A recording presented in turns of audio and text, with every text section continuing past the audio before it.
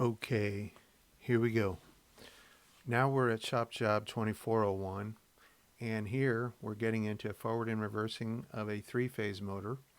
Now we've done this already for a single-phase motor, and this is going to have some differences associated with it, and we also are going to add some more complexity in how we control this motor. So let's take a look at this shop job here. So down here I have a 3 push button. I have a stop, a start in the forward direction, and a start in the reverse direction. So that's how we're actually going to control the motor. Of course, it's protected with an e-stop.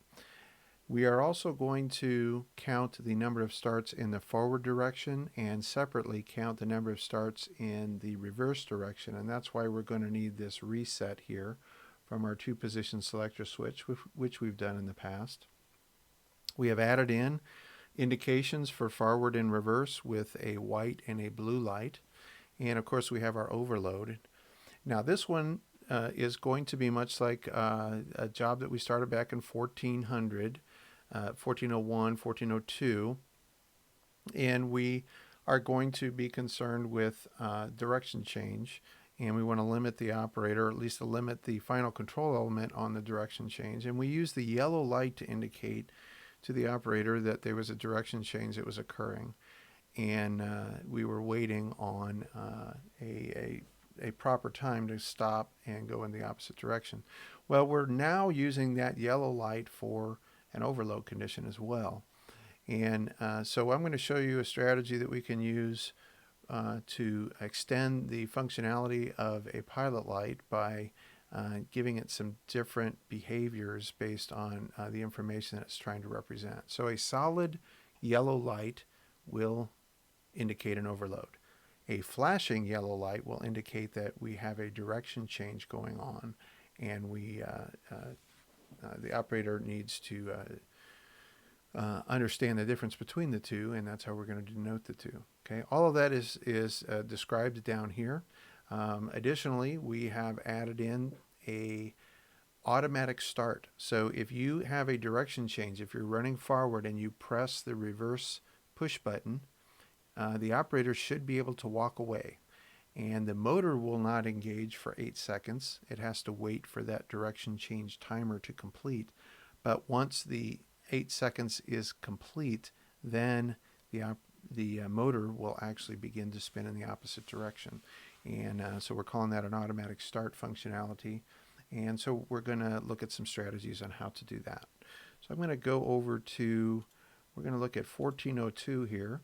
And that's a good starting point. This is a single phase direction change, the one that actually was concerned with an actual direction change and not just stopping and limiting on a stop and re-engaging of the motor. So the first thing I'm going to do here is I'm going to save this off as 2401, and we're going to change here 2401. Okay, so up here we have our forward push button, and we're saving that off to a binary that we call run forward. Okay, and we are holding on the light coming on. Now we know that we have already said we want an automatic start, so if I push the forward button, I should be able to walk away and not have to wait for even the motor to pull in, because we could have to wait 8 seconds. So what we actually want to do with this rung is trap the selection of the forward push button. Basically what we're doing is mimicking what a 3-position selector switch would be doing.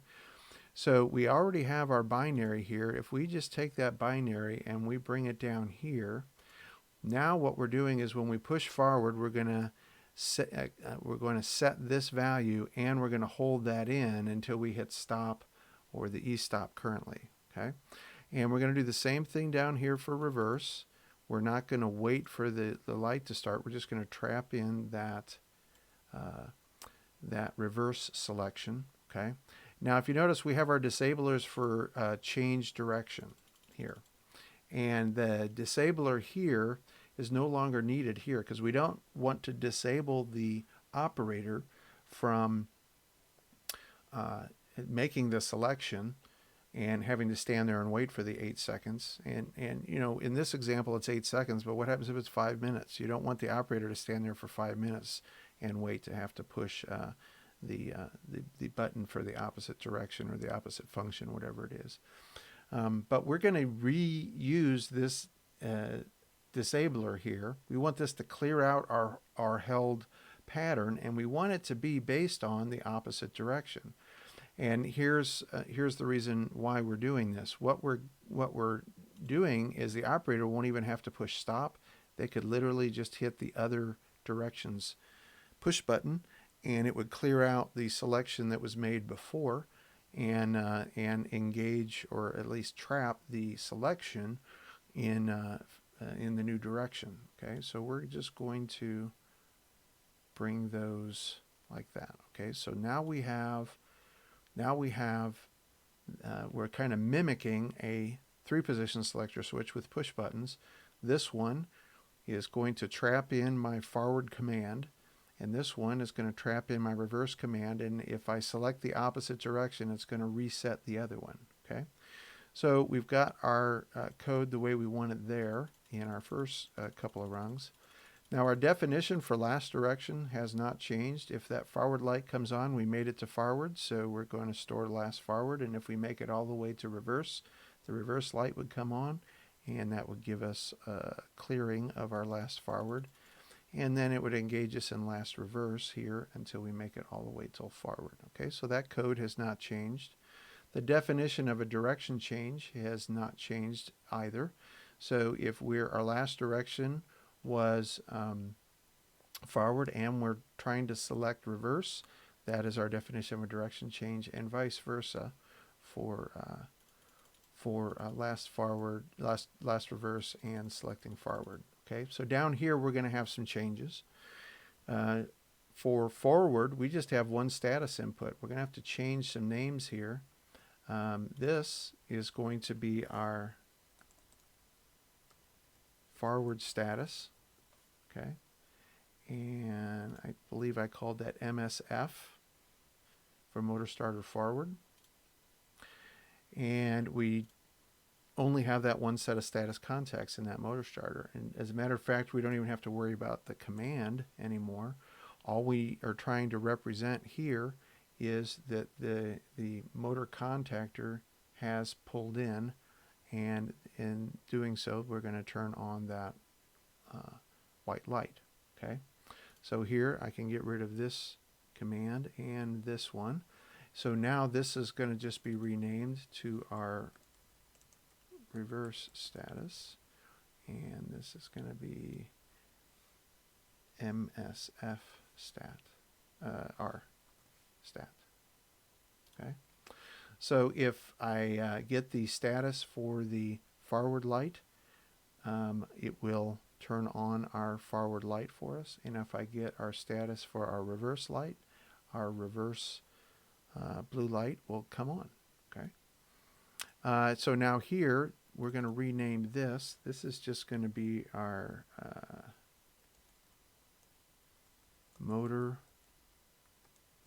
forward control. Okay, and this is going to be MSF, motor status forward. And we only have one thing that can drive that, and that's to tell it to run forward. We don't have multiple things that it's going to tell that to run forward. And then here is our motor run reverse, and I need to rename this to motor control motor, I think I said reverse. Right? Is that how I labeled it? Yes. Okay, and this will be the MSR. Okay. So there's my forward and reverse. Now I haven't limited anything yet with my direction change, correct? So we're going to have to come back and figure out where we're going to put that. Now here, right now, what this is saying is if I'm not in forward, I'm going to time. Well, we don't want that. I want it if I'm stopped. I am going to time. So by definition, if I'm not in forward and I'm not in reverse, I am stopped. So when I say and, that always means series. So I'm going to have another examine if open, and this is going to be my MSR stat.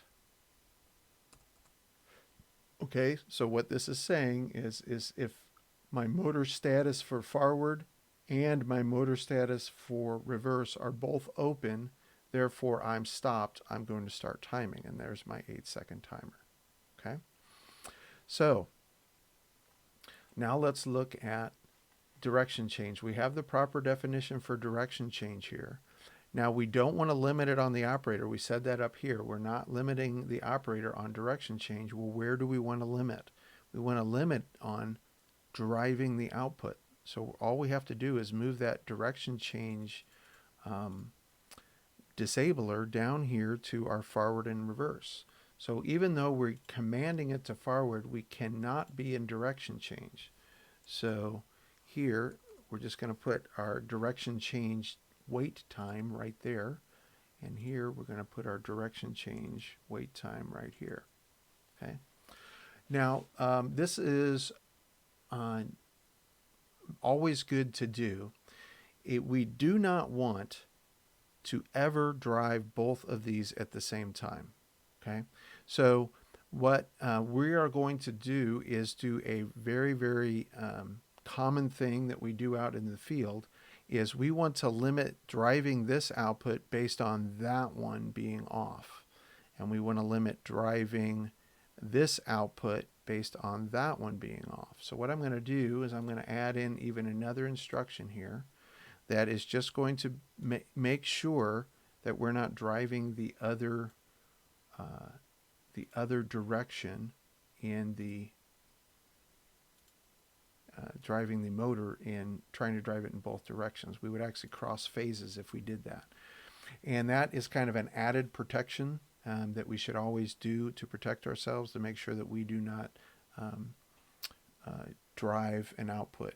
If someone came in here and they actually messed up the code and based it just on pushing a start button or something like that and drove this, but the code was also telling it to do this, that would be very, very bad. So we always wanted to check ourselves to make sure that we're not driving both outputs at the same time. Okay. All right. So we have our direction change moved down to our outputs instead of our selections. We have our selections trapped here, and we have our timer set up.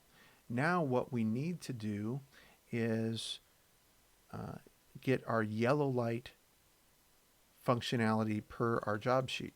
Okay, so we have our yellow light here based on our direction change. Okay, we're going to have to break our yellow light away from this. We're going to do that by the use of a binary, because now our yellow light, we want it to flash as well. Well, it can't flash if it's being held in by this holding circuit. Okay, so I am going to add a rung below here, and I'm going to drag this down to here. Okay, and this will be for our yellow light implementation. Okay, and then up here we're going to add a binary.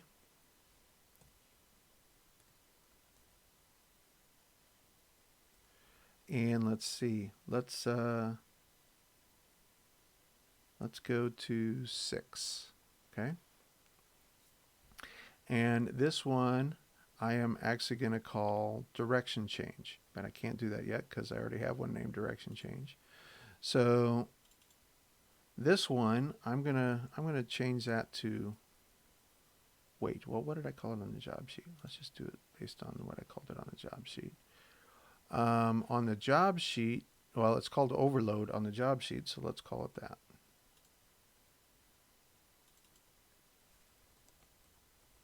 Okay, and we know that it's actually going to show a couple of different things. So here I'm going to go ahead and say overload, or direction change. Okay. So there's my yellow light, and we know if the overload contacts are closed, then we are going to be in overload. So here I'm going to look at I:0.0/9. Okay. Oh, this is because I was wondering why it didn't say that those are overload contacts. Is because I started with a single phase job here, and this is going to be motor overload status. Okay, and I think I just called this MS. What did I say on the job sheet? MS_OL right there. Okay, MS_OL for motor starter overload. Okay, so there is my motor overload contacts that are going to turn that on. Now we know that we're going to have to also turn on due to direction change, but let's come up here.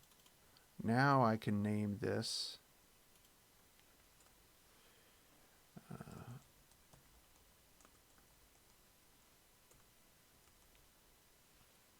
direction change. Direction change, okay.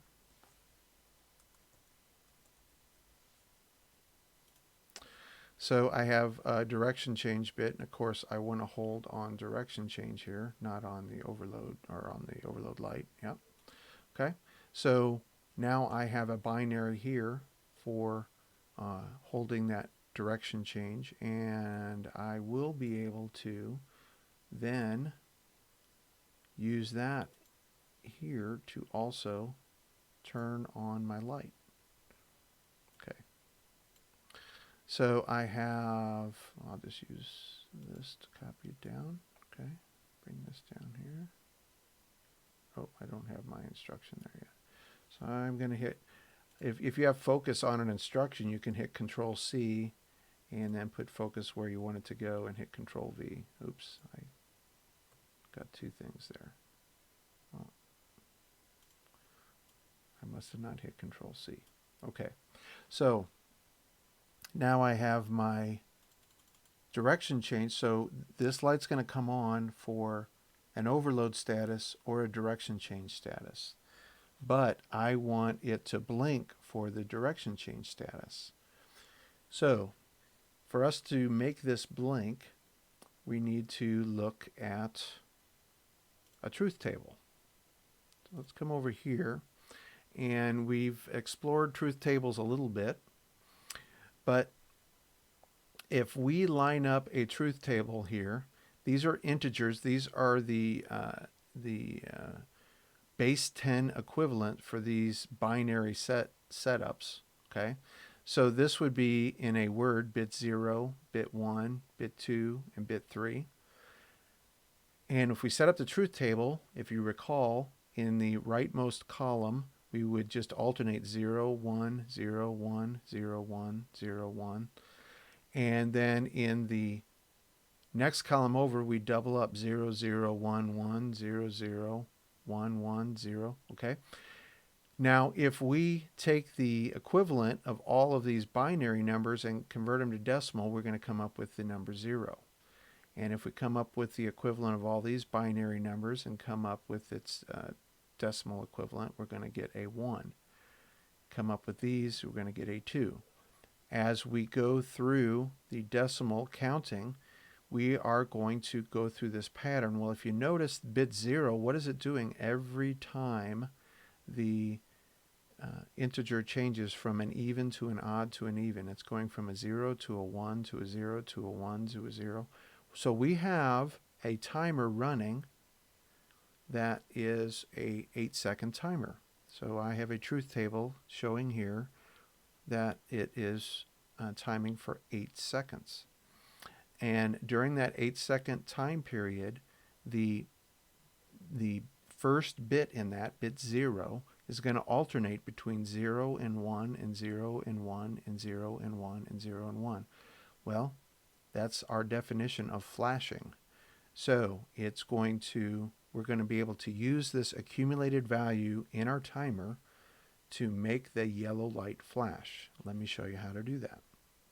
So we're going to come back over here, and we have this to denote that we're in direction change. And we're only going to be in direction change for a grand total of 8 seconds. We show that up here because after 8 seconds the timer's done and it clears out my direction change. Okay? So we actually have the benefit of using the accumulated value in the timer for us to be able to make that flash. So if I go to T4:0, now if you remember, the timer register has several things in it. When we set up a timer, we set up an accumulated value, we set up a preset value, we set up the time base. All of those are within this T40 register. If I want to get to a specific word, just like we do before, I hit the dot operator. And now if you notice, here are the different options that are available. The accumulated integer, the preset integer, and then we have the 3 output bits. Those are all available to us as well. So I want this accumulated integer, okay? But that is a whole word. That's a complete 16 bits. And we saw over here, the only one that we're interested in is this 0th bit because that's the one that's alternating, okay? So I'm going to come back over here and I'm going to hit slash, because remember that's our bit delimiter from the addressing lesson. And I'm going to hit 0 because I want that very first column over here. I want this very first column over here is the one that I'm looking at, which is going to alternate 0 to 1, 0 to 1, and that's going to give us our flashing that we want, okay? And we're not going to give that a symbol or a description because we have enough of it here. We know that that's the motor timer, and that is the 0 bit out of the accumulative word. Okay, so that's going to make us blink in that operation. So now the only other thing that we need to do is add our counters. But I tell you what, before we do that, let's go ahead and download. We'll come back and we'll add those in. And let's test this to make sure it's working the way we want it to.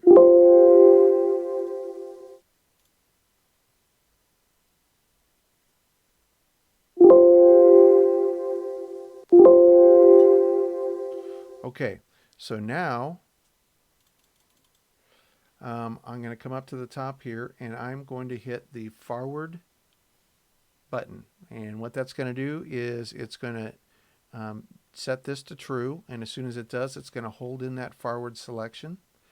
And then farther down the program, as long as I am not waiting right here, we need to change this from the light to our wait bit now. I knew there was something that I overlooked. Okay, so we want to come down to our outputs. And here, this needs to be our B3:0/6. Okay, so that's our direction change.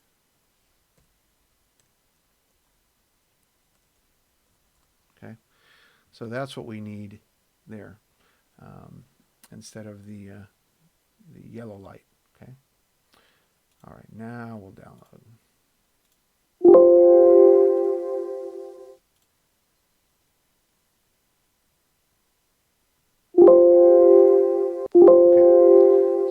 Let's walk through this again. We're going to come up to the top here, and if I hit the forward, I'm going to set this register, and I will have trapped in that forward selection, so B3:0:0 will be on. And if I come down here,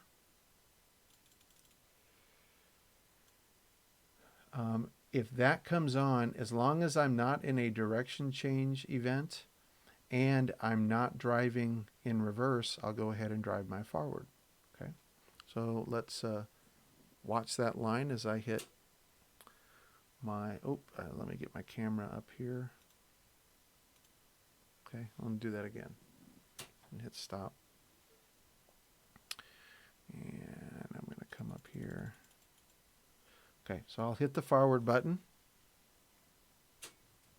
and you see we're trapping just on ourselves here. We selected our forward command, and we trap that in here.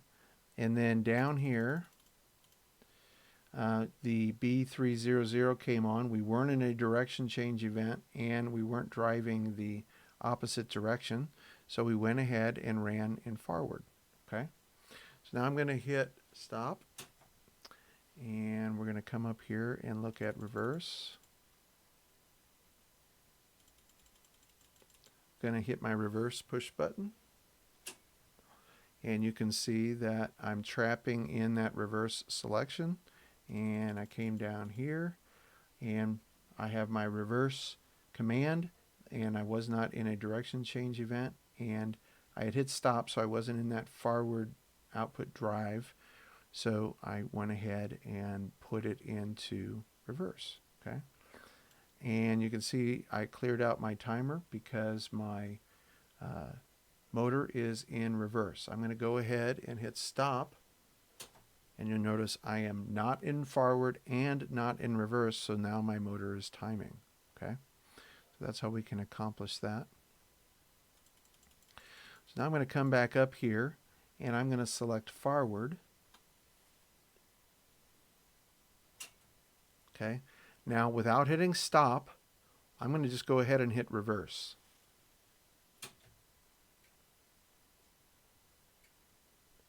And I'm in a direction change, so that's why my light is flashing. And then I should automatically start in reverse. Okay? So let's look at what happened there. First off, I was in forward, and I pushed reverse. When I pushed the reverse button, the first thing that it saw was the reverse button is pushed. So I turned off my forward command. And since I wasn't pressing my forward button, my reverse button selection came true. Okay? But that was, by definition, direction change, right? I was last forward, and I pushed the reverse button, so this came on. My direction change came on, and since my direction change came on, I limited that output. Remember I trapped in the reverse output, so this was energized. This was evaluating to false, and so it was not letting the output be driven at that time. And once the timer was done, this cleared out. This was already trapped, and I wasn't in forward because I stopped the motor as soon as I selected reverse, and it drove the output once the timer was done. Okay, we're going to watch right here. I'm going to push forward, and we're going to watch the events happen right here at these two rungs. Okay, you see I've trapped in my forward selection. I'm no longer in reverse because I disabled it up above. And once my timer's done, then I go ahead and drive the output into forward. Okay, let's watch the actual yellow light implementation here and see how it's working. Okay, first off, I'm going to go ahead and push the overload. We can just see that. Oh, we didn't clear out. We're going to have to clear out our overload above. Okay, so I made a couple mistakes here in this video. Okay, so we'll fix that when we add in our timers for both directions. So here we're going to go ahead and invoke a direction change, and we're going to see how when the timer's running, we're going to see this bit come on and off and on and off, much like we show here in the truth table. It's going to go from 0 to 1 to 0 to 1 to 0 to 1 as it counts from 1 to 8. Okay.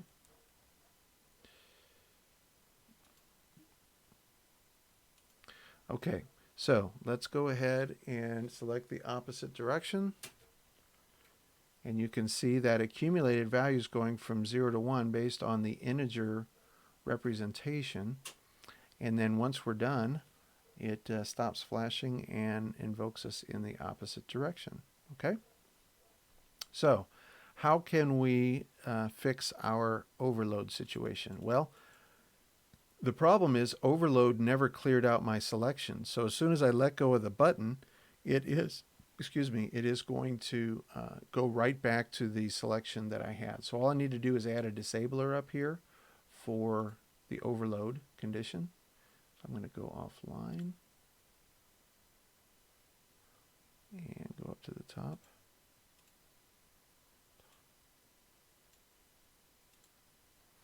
Okay, and all I need to do, I'm going to add it after this one.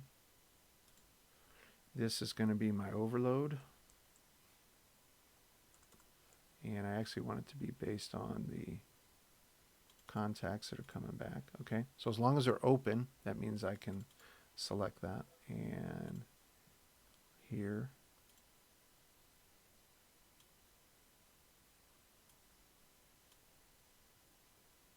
Okay, so that'll fix that issue. Okay, sometimes it's good to actually download an issue and then have to fix it. Okay, so now we have, we want to, is it timing or counting? I think it's counting. I want to count the number of starts in the forward direction and count the number of starts in the reverse direction. Is that correct? Keep track of the number of starts in the forward direction and the number of starts in the reverse direction. So let's go and let's do that. Okay. So remember, we're going to put all our timers and counters at the bottom. So I'm going to need to add a counter here. One of them is going to be for forward. And here's my forward address right here. And then I'm going to come up here to count up. And I want this to be C5:0. Okay, and this is going to be my forward starts counter.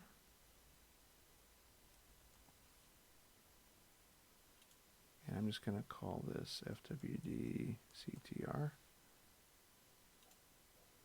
Okay, and again, we don't care about a preset. We're not counting to a specific value.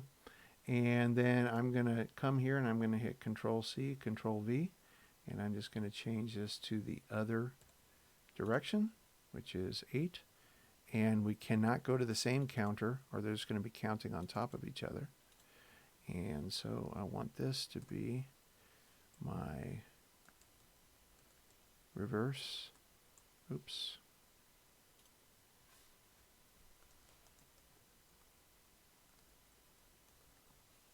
Okay. And this is going to be REVCTR. Okay. And then remember, we need a way to reset this. Okay. So we're going to put our reset down here.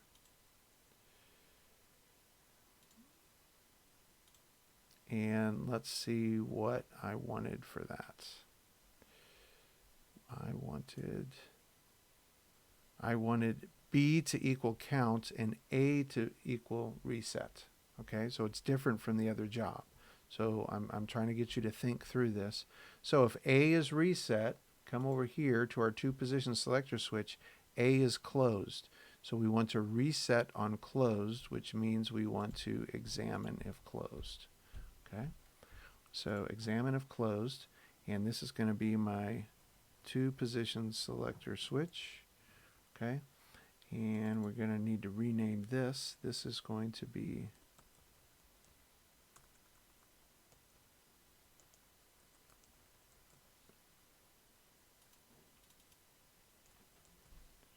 okay, and then we are going to have a I did that wrong.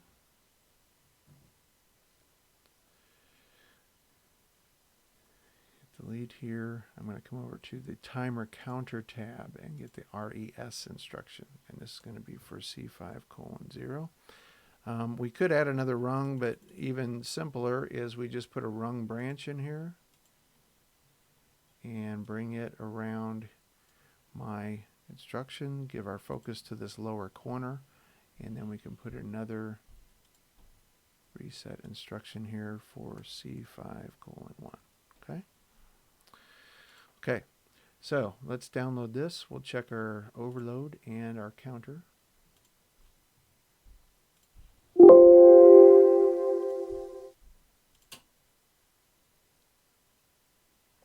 And if you notice on a download, it disables all outputs. So you saw the energized motor there go away on download. Okay, so we have to be very careful in a running facility that we don't shut the plant down on download. Okay, and there's ways around that, partial downloads and online programming and that sort of thing. But we'll get to that in the future. So let's try our overload first. We're going to go ahead and hit forward. Okay, we have forward. I'm going to hit my overload. Okay, so that fixed that boo-boo. And then we're going to hit reverse. Of course, I had to wait for the 8 seconds, and it went ahead and automatically started. Now I'm going to hit my overload. Okay, and I'm going to hit forward, and we should have to wait again. And we have our blinking light, but it should automatically start in the opposite direction. And so now let's come down and we'll check to make sure that our counters are counting.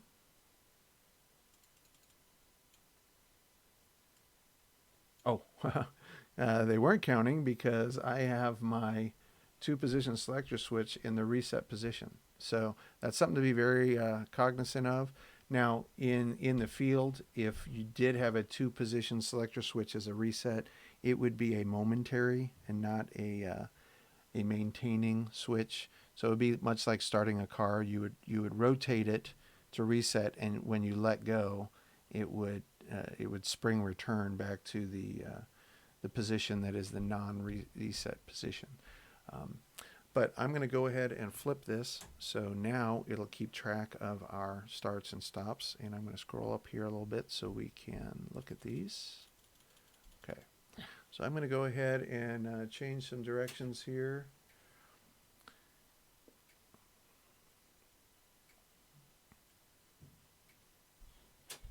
Okay, so now we see reverse. Now I'm going to go ahead and go in the opposite direction a couple more times. Okay, so we're counting here.